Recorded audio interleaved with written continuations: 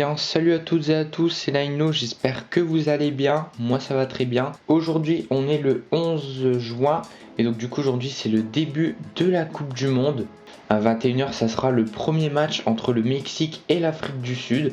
Donc on est directement parti avec mon pronostic tout simplement sur cette Coupe du Monde.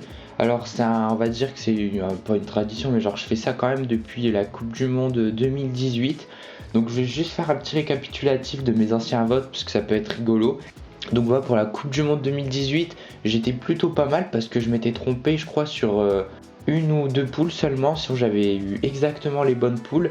Et surtout vers la fin j'avais eu les favoris, j'avais mis Belgique et France et franchement ça a été les deux plus belles équipes on va dire de cette Coupe du Monde. Avec la Belgique je pense qu'il y avait le plus beau jeu, les matchs franchement il n'y avait quasiment aucun match qui était ennuyeux du côté de la Belgique, même le match pour la 3ème place. Et la France simplement c'était peut-être pas le plus beau jeu mais c'était l'équipe la plus efficace. Donc voilà, j'avais vu la Belgique vainqueur mais au final bon ça a été la France mais j'étais assez proche quand même. Par contre pour 2022 c'était une autre histoire. Au niveau de la finale j'avais vu Pays-Bas-Angleterre avec la victoire des Pays-Bas. Bon, sans grande surprise, c'était pas ça du tout, hein, avec une finale Argentine-France. Donc là, cette année, on va essayer de se rattraper avec le mauvais pronostic de 2022. Donc on est directement parti avec le groupe A. Alors moi, personnellement, au niveau du groupe A, je vois le Mexique à domicile faire un bon gros, une bonne phase de poule. Surtout qu'en plus, attention quand même parce que on va dire que c'est une poule qui est quand même assez homogène avec la Corée du Sud qui reste quand même une équipe sympa. La République tchèque aussi avec l'expérience entre Koufal, Souček, il y a aussi des bons petits joueurs maintenant comme Patrick Schick, joueur de Lille aussi, Schulk, donc il y a vraiment pas mal de bons petits joueurs. Et l'Afrique du Sud aussi qui est de retour en Coupe du Monde. Voilà, ça faisait 16 ans d'attente après la Coupe du Monde à domicile en 2010 où ils étaient automatiquement qualifiés. Donc là j'avoue que le groupe A il est assez compliqué à deviner. Déjà je pense que je vais mettre le Mexique quand même en premier parce qu'ils sont à domicile, ils connaissent un petit peu la chaleur. Je pourrais mettre l'Afrique du Sud en troisième, je pense, la petite surprise. Attention à la Corée du Sud, franchement ils sont très bons aussi, il y a des bons petits joueurs. Mais moi personnellement je vois l'élimination surprise de la Corée du Sud et je vois l'Afrique du Sud réussir l'exploit à être troisième. On verra ce que ça va donner, mais je vois un petit truc comme ça avec la surprise de l'Afrique du Sud et la Corée qui malheureusement flop. J'espère pas parce que c'est vraiment une très belle équipe depuis plusieurs années. Le groupe B, alors là le groupe B, je vois la Suisse première, la Bosnie qui crée la surprise et qui passe le Canada et le Qatar. En même temps c'est vrai que le Canada tout simplement lors de la dernière Coupe du Monde ils n'avaient pas été exceptionnels. Je crois qu'ils avaient mis qu'un seul but ou deux buts. Et le Qatar je pense que c'est pas encore ça. Donc moi je vois ça. Mais je pense que le Canada sera quand même devant le Qatar largement. Ensuite le groupe C. Alors là je crois que j'ai déjà fait un petit peu sur le site. J'avais déjà commencé mes pronostics. Alors le groupe C, moi je vois le Brésil premier. Ensuite je vois le Maroc deuxième. Troisième l'Écosse et Haïti quatrième. Pour le groupe D, je vois Turquie, États-Unis à domicile, l'Australie troisième et le Paraguay quatrième. Le groupe E, je vois l'Allemagne, l'Équateur deuxième avec une petite surprise, avec quand même l'expérience entre les deux Valencia. Je crois qu'Antonio il est encore dans la Coupe du Monde je crois, mais je vais pas dire de bêtises. Et surtout les très bons joueurs comme Caicedo, Pacho, il y a aussi Ordonez, le défenseur de Bruges. Franchement ils ont un beau trio là entre le 6 et les défenseurs centraux. Et je vois la Côte d'Ivoire troisième, franchement ils ont été plutôt beaux face à l'équipe de France. À voir ce que ça va donner quand même. En plus c'est vrai que ces deux équipes là, Équateur et Côte d'Ivoire, ils ont l'habitude on va dire des fortes chaleurs. Faut pas oublier qu'à mon avis les fortes chaleurs ça va être quand même à facteur X quand même parce que c'est pas évident, notamment pour des nations où il fait plutôt froid chez eux. Je pense notamment à des pays comme la Norvège, la Belgique, donc faudra suivre ça de très près. Ensuite le groupe F, là franchement je vois les Pays-Bas premiers sans grande surprise, le Japon deuxième qui réussit à se qualifier devant la Suède. Mais attention à la Suède quand même, je pense qu'ils battront la Tunisie et je pense qu'ils gratteront un petit point peut-être face au Japon. Ouais non en vrai peut-être que je vais mettre comme ça la Suède devant le Japon. Mais le Japon c'est quand même une très belle équipe et la Suède ont été très très décevants en phase de poule. Mais là je pense que la Suède ils vont se réveiller et qu'ils vont réussir à être deuxième de cette poule. Le groupe G, là je vois quand même la Belgique première, L'Égypte deuxième. Voilà, en plus ce sera certainement la dernière Coupe du Monde de Salah. Ils ont quand même une belle attaque avec Salah, Marmouche, Trezeguet. Troisième, je dirais l'Iran, puisque voilà, ils vont quand même essayer de bien faire forcément. Après attention parce qu'ils ont quand même pas pris certains joueurs comme Serdar Azmoun qui est quand même leur meilleur joueur ces dernières années. Mais voilà, je les vois quand même devant la Nouvelle-Zélande. Le groupe H, alors le groupe H sans grande surprise l'Espagne, l'Uruguay et l'Arabie Saoudite. Je pense que ça va être serré. Franchement, je serais même pas surpris que genre l'Arabie Saoudite crée l'exploit et finisse deuxième. Mais voilà, je pense que ça va faire comme ça. Et le Cap-Vert quatrième. Le groupe I, alors là ça va être compliqué, mais je pense quand même que la France va se qualifier, le Sénégal deuxième, Norvège je pense qu'ils auront beaucoup de difficultés, et l'Irak quatrième. Mais après on le sait, hein, c'est les genres d'équipes, vous voyez, genre comme l'Irak, qui peut créer la surprise et réussir à finir troisième par exemple. Alors, on sait que la Coupe du Monde sur un match, enfin même sur les 3 matchs de poule, il suffit que par exemple une équipe réussisse à accrocher un match nul face à une grande nation comme la France, et derrière ils sont galvanisés, les autres ils ont la pression parce qu'ils n'ont pas le droit à l'erreur, et puis après il suffit que l'Irak crée la surprise face à la Norvège. Donc attention à ça. Moi je reste quand même sur France, Sénégal, Norvège, Irak. Le groupe J, je pense que l'Argentine sera première. Et là ensuite, je vois tout simplement la Jordanie créer l'exploit et finir deuxième carrément devant l'Algérie et l'Autriche. Je pense que l'Autriche, bah, ça sera un petit peu le flop de cette Coupe du Monde. On verra ce que ça va donner. Après, moi, j'espère que l'Autriche va réussir à se qualifier parce que c'est quand même une belle équipe sur le papier. Mais voilà, je pense une petite surprise de la Jordanie. Je vois bien, c'est mon équipe surprise, on va dire, emmenée par Altamari justement, l'ancien joueur de Montpellier qui joue actuellement à Rennes. Pour le groupe K, bah là je pense qu'il n'y aura pas une grande surprise. Je vois quand même la Colombie devant le Portugal au niveau des phases de poule. Ensuite je vois le Portugal finir deuxième quand même. Je pense que ça va jouer à pas grand chose, vous voyez. Je pense que ça finira en match nul entre Colombie et Portugal. Je pense qu'ils auront tous les deux une victoire face à l'Ouzbékistan et la Congo. Et je pense que ça va jouer au niveau du goal average. Et je vois la Colombie peut-être offensivement être devant le Portugal. Et pour la troisième place, alors j'aurais peut-être dit l'Ouzbékistan qui crée la surprise, voilà, emmené par des bons petits joueurs comme Kouzanov, l'ancien Lensois, Shoromodov aussi. Mais c'est vrai que là ils ont changé de sélectionnaire désormais, c'est Cannavaro tout simplement. Et je pense que un changement comme ça, franchement, c'est un petit peu dommage de ne pas laisser la chance au sélectionneur d'avant qui a réussi à qualifier l'équipe. Donc moi je vois le Congo passer troisième quand même, parce que le Congo, voilà, c'est quand même une très très belle équipe. Je crois qu'ils étaient aussi face à la Jamaïque notamment, qu'ils ont réussi à éliminer lors des barrages. Et voilà, ça reste quand même une très belle équipe avec beaucoup d'expérience.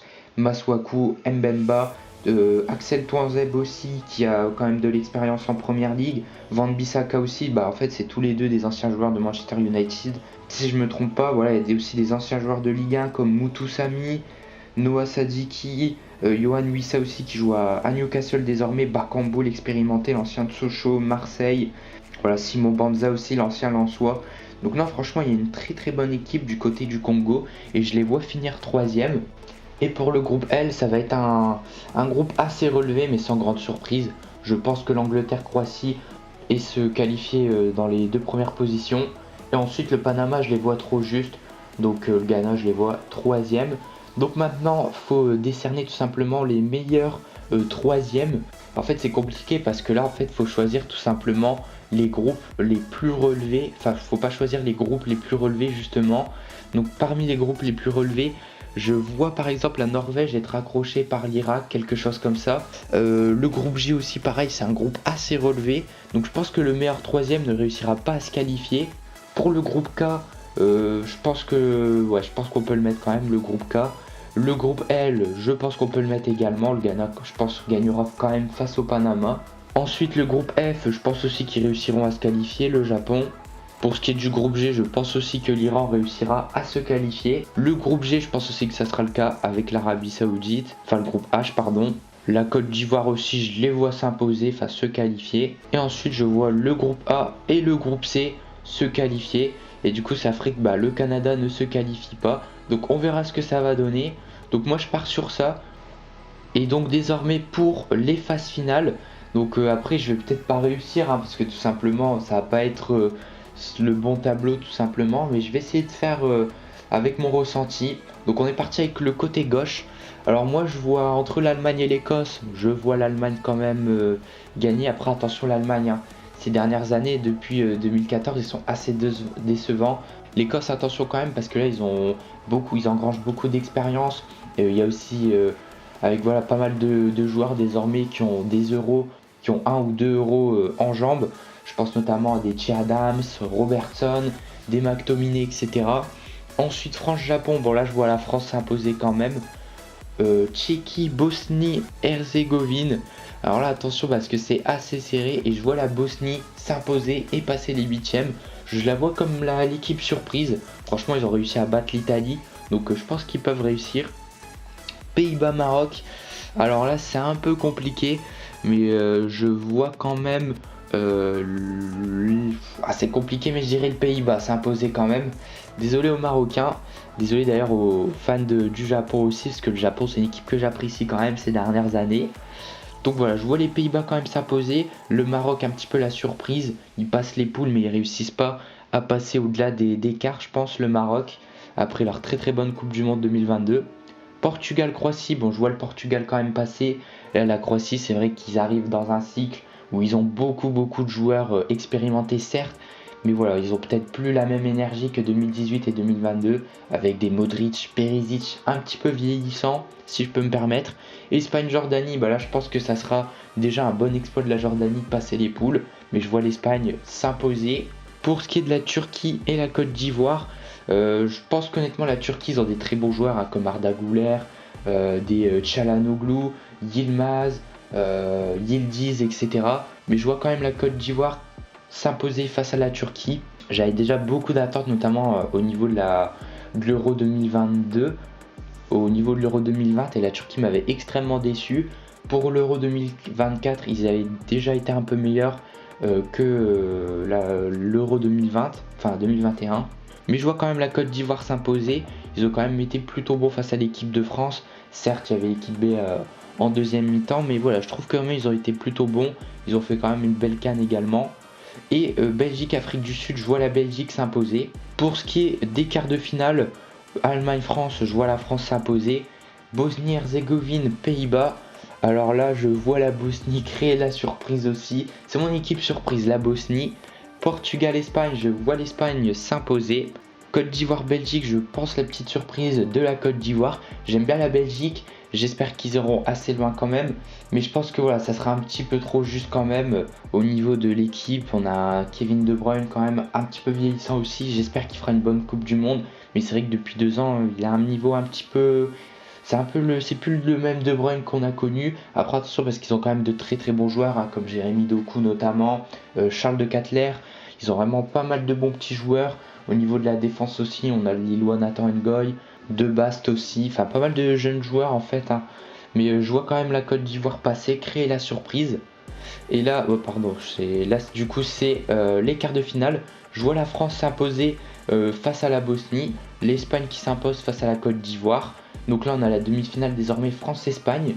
Je vais garder ça juste après.